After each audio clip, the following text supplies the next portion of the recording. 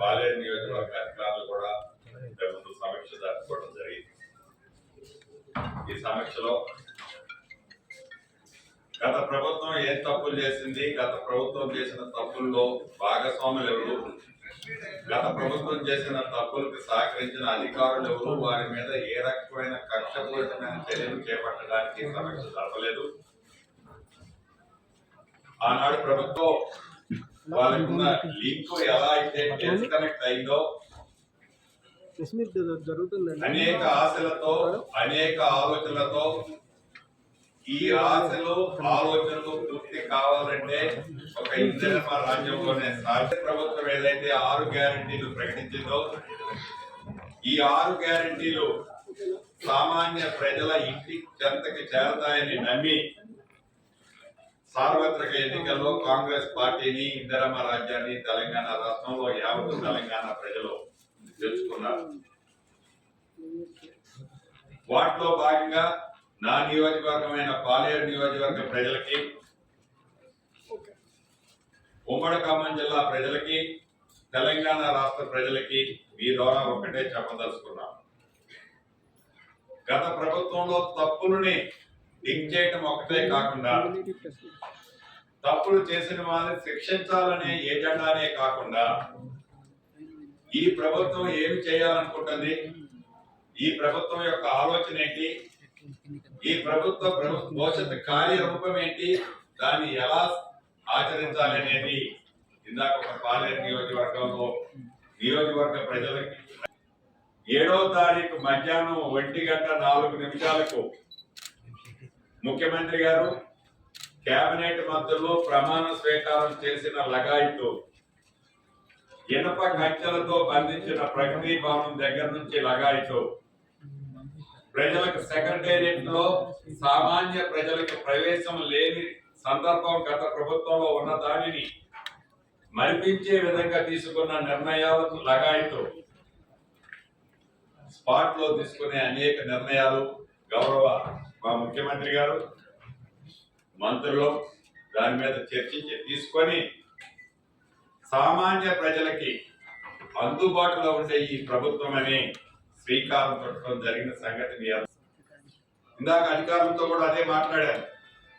ఈ ప్రభుత్వం కక్ష సాధింపు ప్రభుత్వం కళలు ఉన్నాయి, వాటిని విమర్శించుకోవడానికి ఈ సమీక్ష నిర్వహించలేదు. గత ప్రభుత్వం ఏవైతే తప్పులు చేసిందని మనం అనుకుంటున్నామో తిరిగి అవి పునరావృతం కావద్దు. మీరు ఉద్యోగస్తులు, మీ మీద కక్ష సాధింపు ఈ ప్రభుత్వానికి లేదు, ఉండబోదు. ఒక పాలేరు నియోజకవర్గమే కాదు, ఉమ్మడి ఖమ్మం జిల్లానే కాదు, యావత్ తెలంగాణ రాష్ట్రంలో కేబినెట్ మంత్రులమైన మేము, మా ముఖ్యమంత్రి గారికి కూడా ఇటువంటి కక్ష సాధింపు చర్య ఏ ఒక్కళ్ళ మీద లేదు. ప్రతిపక్షంలో ఉన్న ఈనాడు ప్రతిపక్షంలో ఉన్న అన్ని రాజకీయ పార్టీల మీద, రాజకీయ పార్టీలకు సహకరించే నాయకుల మీద కూడా ఈ ప్రభుత్వానికి కక్ష సాధింపు లేదు. కానీ ప్రభుత్వ ఆస్తులు, ప్రభుత్వ సొమ్ములు, ప్రభుత్వానికి సంబంధించిన నిధులు ఎవరైతే కొల్లగొట్టారో, ఎవరైతే కానీ వరంగల్లో కానీ ఖమ్మంలో కానీ ఇతరత్ర ఏ ప్రాంతంలోనైనా ప్రభుత్వ భూములు ఆక్రమించిన, ప్రభుత్వ సొమ్ములు కొల్లగొట్టిన, ఆనాడు ప్రభుత్వం ఉంది కదా, అధికారం ఉంది కదా అని అనేక వర్కులలో వాటిని ఒక్కసారి పునఃపరిశీలన చేసుకొని కరెక్ట్ చేసుకోవాలనేది ఇందాక అధికారుల సమక్షంలో చెప్పడం జరిగింది. ఇది రాష్ట్ర వ్యాప్తంగా కూడా చెప్పడం జరుగుతుంది. మొన్న మీరు చూశారు, అసెంబ్లీ సాక్షిగా ఏదైతే ఇందిరమ్మ రాజ్యంలో ప్రజలకు మేము సాయం చేస్తామని ఏదైతే హామీ ఇచ్చామో, ఏదైతే ఇందిరమ్మ రాజ్యం వస్తే మా బ్రతుకులు బాగుపడతాయని నమ్మి మార్పు కోరి కాంగ్రెస్ పార్టీని, ఇందిరమ్మ రాజ్యాన్ని తెలంగాణ రాష్ట్రంలో తెచ్చుకున్నారో, గవర్నర్ గారు ఏదైతే వారి స్పీచ్ సందర్భంగా అధికారం ఉందని మత్తులో ఉండి ఏదైతే పొగరబోతి గింత రంకెలేస్తుందో, ఏదైతే అహంకారపూరితంగా గతంలో నడిస్తే ఆ నడిచిన దాని ప్రజలిచ్చిన మ్యాండేటరీని మర్చిపోయి నుంచి గడిచిన ఈ 10 రోజుల్లో ఈ ప్రభుత్వానికి ఒక క్లారిటీ ఉంది. ప్రజలలో మమేకం కావాలి, ప్రజల కష్టాలు వినాలి, ప్రజల కష్టాలు విని వాటిని పరిష్కరించే మార్గాన్ని కనుగొనాలి. ఆర్థికంగా ఈ రాష్ట్రాన్ని కొల్లగొట్టింది గత ప్రభుత్వం. రేపు 20వ తారీఖు జరగబోతున్న అసెంబ్లీ సాక్షిగా వైట్ పేపర్ ను కూడా ఈ ప్రభుత్వం ప్రజల ముందు ఉంచనుంది. అంతేకాదు, ఏదైతే 6 గ్యారెంటీలు ఇచ్చినా ఈ ప్రభుత్వం ఏర్పడిన మొదటి 2 రోజుల్లోనే 2 గ్యారెంటీలు ప్రజలకు డెలివర్ చేసింది. ప్రజలకు ఇవ్వనుంది. మరి ఒక 2 గ్యారెంటీలు సంక్రాంతి లోపే ప్రజలకి కూడా మళ్ళా డెలివరీ ఇవ్వనుంది.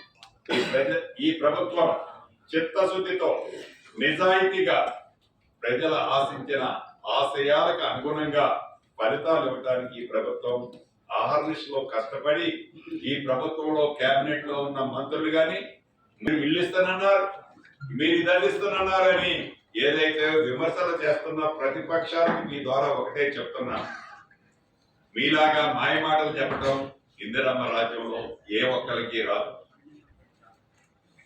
ప్రజలను అపోహల్లో ఉంచి 2 పర్యాయాలు మీరు అధికారంలోకి వచ్చారు.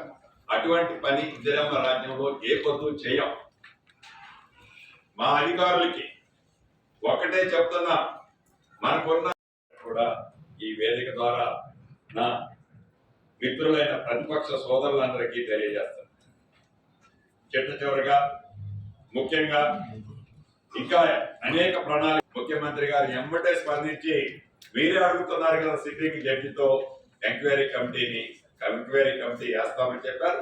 ఎంక్వైరీ కమిటీ వేయటమే కాదు, ధరణి పేరుతో ఏదైతే ఈ తెలంగాణ రాష్ట్రంలో ఉన్న ప్రజలు కష్టపడి సంపాదించిన ఆస్తుల్ని, ప్రభుత్వ ఆస్తుల్ని గత ప్రభుత్వం ఏదైతే కొల్లగొట్టిందో, గత ప్రభుత్వం ఏదైతే ఆక్రమించుకుందో, గత ప్రభుత్వం ఏదైతే సామాన్య ప్రజల దగ్గర నుంచి లాక్కుందో, గత ప్రభుత్వం ఏదైతే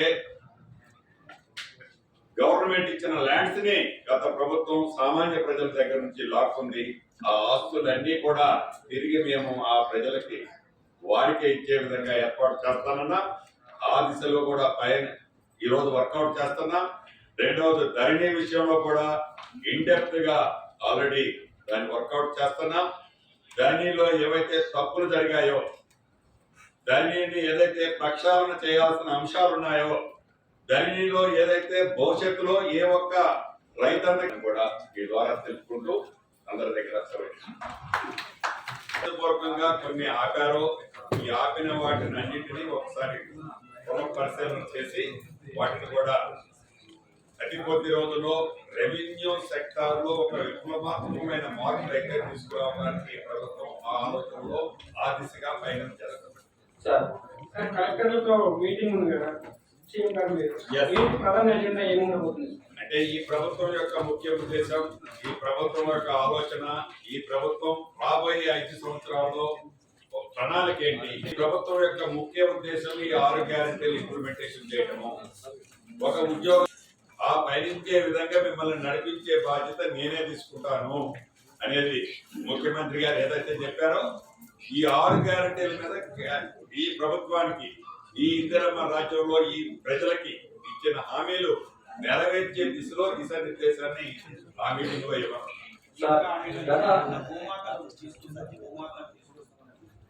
పేరు అనేది ఎలా మారుస్తాము, పేరు మార్చడమే కాకుండా పూర్తిగా దాని వ్యవస్థని కొల్లగొట్టిన వ్యక్తులని ఏ ఒక్క వ్యక్తిని కూడా వదిలిపెట్టాం.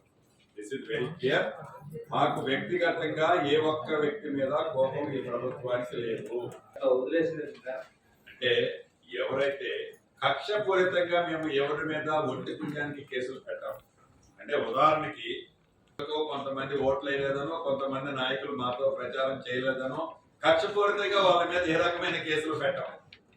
ఇది ఫ్రెండ్లీ పార్టీ, ఇది ఫ్రెండ్లీ ప్రభుత్వం. అట్లా కక్షపూరితమైన నిర్ణయాలు తీసుకోవడం తప్ప మేము గతంలో అన్ని తప్పులు చేశాం మీరు వదిలిపెడతారా అంటే అటువంటి వదిలిపెట్టే ప్రసక్తే ఉండదు. అది ఎంత పెద్ద నాయకుడైనా, ఇప్పుడు ఏడున్న నాయకుడు ఆ నాయకుడు కూడా ఓపెన్ చేస్తారు.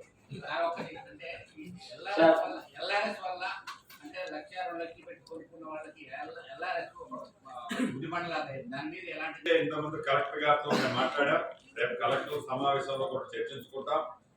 దీని మీద ఏదైతే గ్రామ పంచాయతీలు వేసిన లేఅవుట్లు ఇతరత్ర ఉన్నదో వాటిని ఏదో రకంగా రెగ్యులేషన్ చేయాల్సిన అవసరం ఉంది. ఆ ఇల్లు కట్టిన ఇల్లుని పడగొట్టాలన్నది ప్రభుత్వ ఉద్దేశం, లక్ష్యం కాదు. అవి రైట్ టైంలో వస్తాయా లేకుంటే ఏమైనా అడ్వాన్స్ వస్తాయా అనేది కూడా కొంత కన్ఫ్యూజన్ ఉంది. వాటితో లింకప్ అయి ఉంటుంది ఈ లోకల్ బాడీ ఎలక్షన్స్ అన్ని కూడా. సార్ విడిపోయిన 7 మండలాలు తిరిగి మళ్ళీ 7 మండలాలతో కొంత పార్ట్ అయితే తెలంగాణ రాష్ట్రానికి ఆనుకొని ఉన్న ప్రాంతాల్లో కొన్ని చోట్ల ఇబ్బందులు ఉంటాయి. ఇది 2 రాష్ట్రాల అండర్స్టాండింగ్ తో కూడా అయ్యేది కాదు. ఇది కేంద్ర ప్రభుత్వం నిర్ణయంతో కొంత లింకప్ అయింది. నిజంగా ఈ ప్రభుత్వం 7 మండలాలు బ్యాక్ తీసుకోవడానికి చిత్తశుద్ధితో పనిచేయాలనే ఆలోచనతో ఉంది. కానీ సాధ్యాసాధ్యాలు ఏంటి అనేది కూడా మనం ఆలోచించాల్సిన అవసరం ఉంది. దీన్ని చర్చించి ఇది బేసికల్ లోనే ప్రైమరీలో డిస్కషన్ లోనే ఉంది కాబట్టి టేక్ సమ్ మోర్ చర్చించేది లేదు. మేము యూనివర్సిటీగా మార్చే సదుపాయం ఉందా? దీన్ని అప్డేట్ ఇందాక రివ్యూలో ఆ పాయింట్ కూడా వచ్చింది. ఆ జేఎన్టీకి సంబంధించిన కాలేజ్ దాని మీద కలెక్టర్ గారు ఎందుకంటే ముందే చెప్పారు కొన్ని ల్యాండ్స్ ఐడెంటిఫై